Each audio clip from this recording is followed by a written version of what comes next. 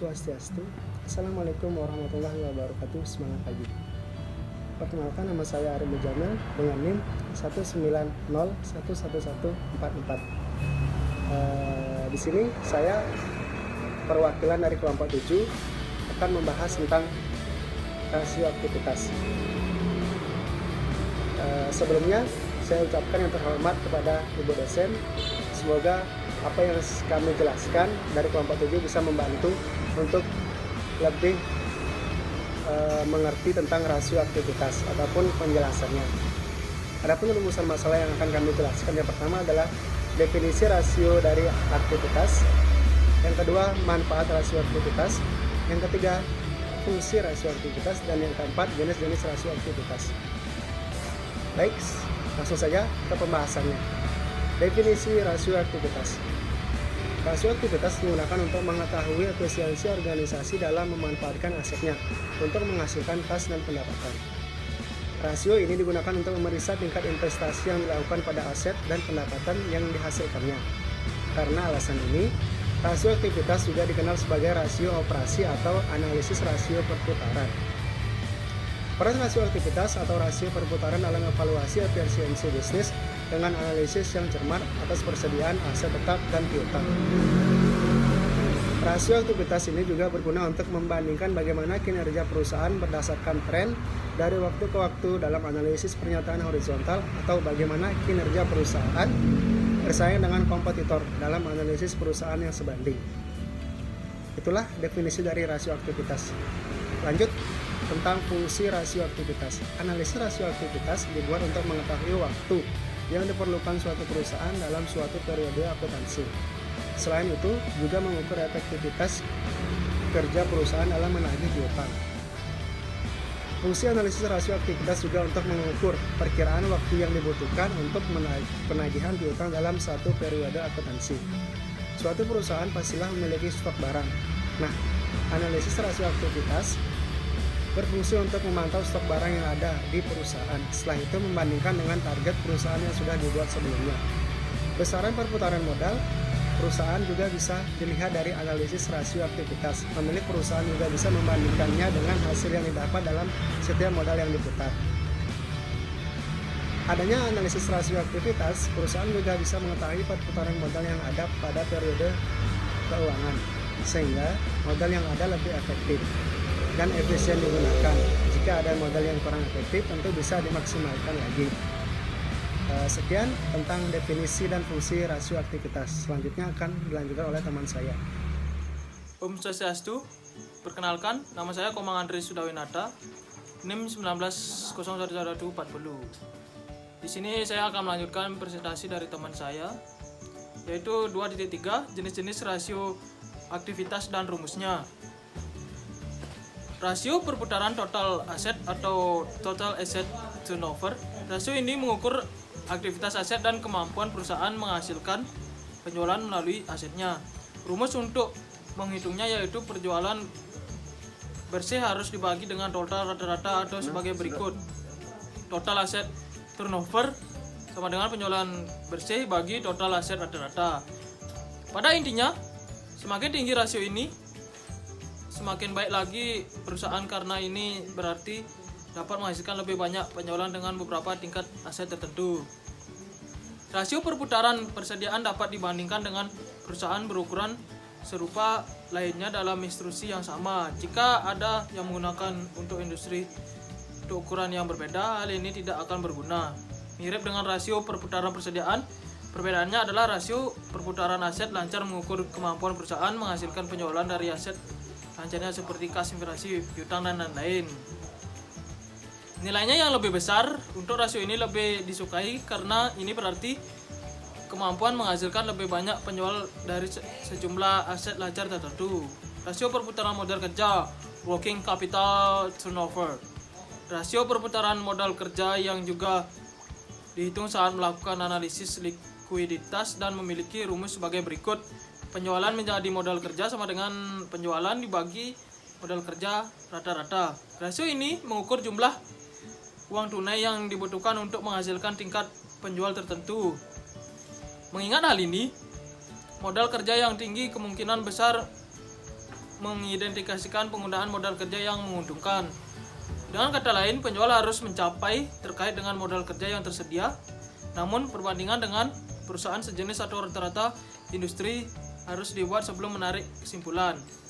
Rasio perputaran piutang, accounts receivable turnover, untuk mengukur beberapa kali piutang dapat diubah oleh perusahaan menjadi uang tunai. Kita harus menghitung rasio perputaran piutang.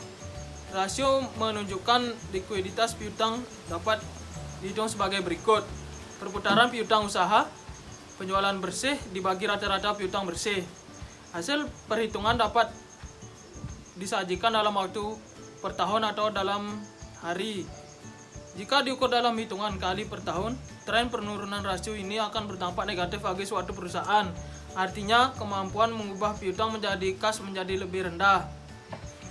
Namun jika diukur dalam hitungan hari, tren penurunan rasio ini direkomendasikan karena ini berarti lebih sedikit harinya dibutuhkan untuk mengubah piutang menjadi uang tunai. Rumus penghitungan piutang dalam hitungan hari sedikit berbeda. Perputaran piutang usaha atau per hari sama dengan rata-rata piutang dibagi penjualan bersih dibagi 360.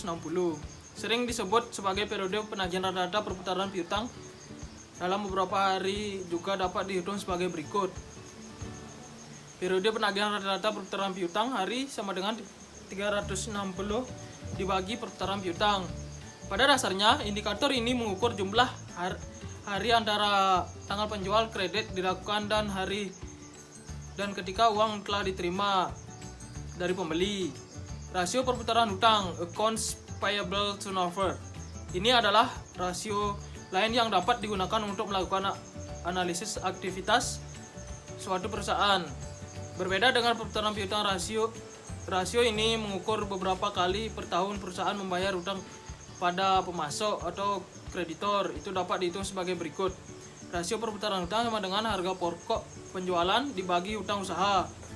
Rasio perputaran hutang yang lebih tinggi menunjukkan kemampuan perusahaan untuk membayar hutangnya kepada kreditor secara sehat dan teratur. Rumus alternatif rasio ini adalah sebagai berikut. Perputaran hutang sama dengan pembelian dibagi rata-rata hutang. Baik, selanjutnya akan dilanjutkan oleh teman saya. Di sini saya Gusti Made Swastike akan melanjutkan pemaparan materi dari rekan saya, Komang Andre, mengenai jenis-jenis rasio aktivitas.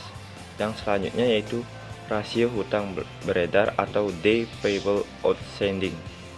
Secara umum, rendahnya nilai rasio ini berarti penggunaan modal kerja yang efisien. Namun, rasio hutang hari yang lebih besar tidak selalu menunjukkan posisi perusahaan yang buruk. Karena menunda pembayaran kepada pemasok hingga tanggal terakhir dapat dilakukan oleh perusahaan secara teratur untuk mempersingkat siklus konversi kas.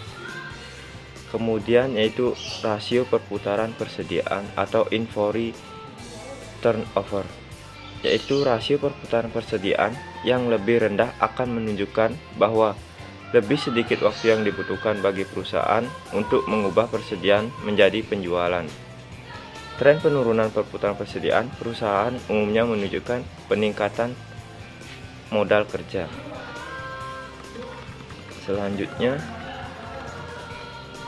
rasio perputaran kas atau cash turnover. Efisiensi penggunaan kas perusahaan ditunjukkan oleh rasio perputaran kas. Ini mengukur beberapa kali kas perusahaan telah dibelanjakan selama beberapa periode. Biasanya nilai rasio yang tinggi ini dianggap lebih baik. Karena hal ini perusahaan menggunakan kasnya secara efektif dan lebih sering melakukan penyerahan. Namun, dalam beberapa kasus, nilai tinggi rasio ini dapat menunjukkan bahwa perusahaan memiliki dana yang tidak mencukupi dan mungkin segera membutuhkan pembiayaan yang secara efektif dan lebih sering melakukan penyerahan. Namun, dalam beberapa kasus, nilai tinggi rasio ini dapat menunjukkan bahwa perusahaan memiliki dana yang tidak mencukupi dan mungkin segera membutuhkan pembiayaan jangka pendek.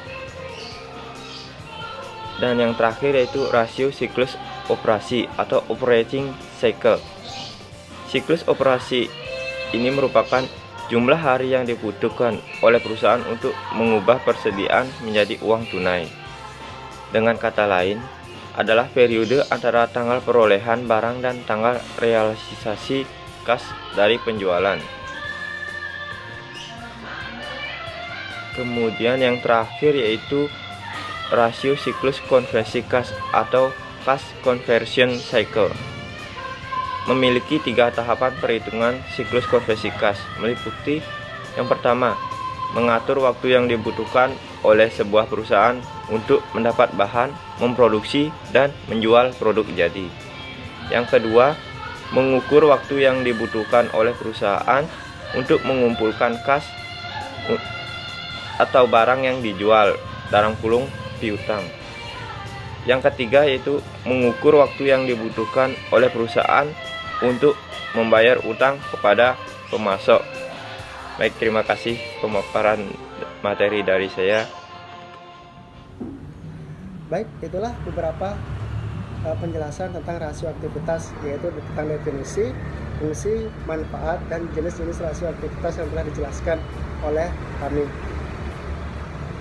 Bahwa dapat disimpulkan, pada dasarnya rasio aktivitas adalah untuk mengukur seberapa cepat bisnis dapat mengubah hasilnya menjadi uang tunai atau penjualan, dan merupakan indikator yang baik tentang seberapa bisnis tersebut dijalankan.